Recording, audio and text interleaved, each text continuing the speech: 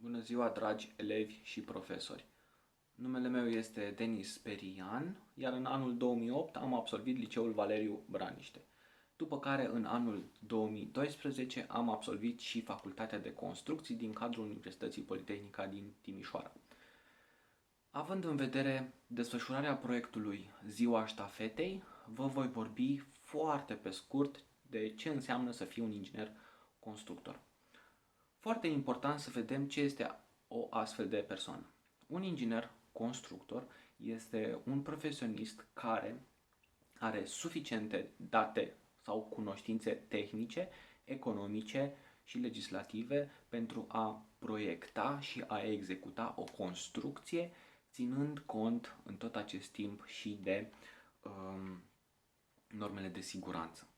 Această funcție de inginer este foarte avantajoasă dacă vorbim despre veniturile pe care le poate încasa sau despre poziția pe care o poate avea într-o firmă.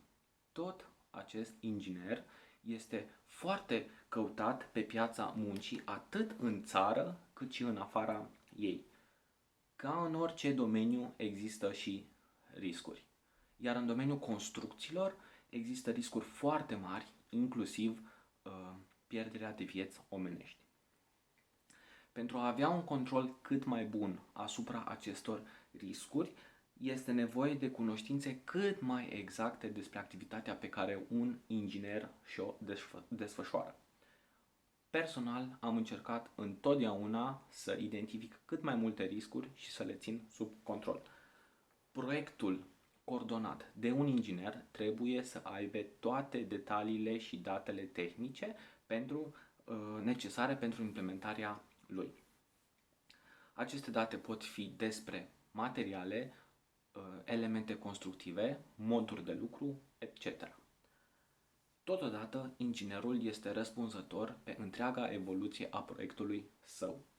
Ca în foarte multe alte domenii, activitatea de inginer se poate desfășura și în echipă.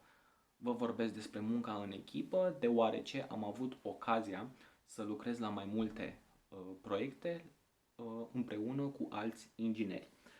După finalizarea acestor proiecte, am observat cât de repede se poate înainta către finalul proiectului prin eficiență, eficacitate și siguranță.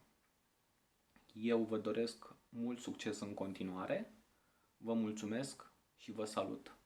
Numai bine!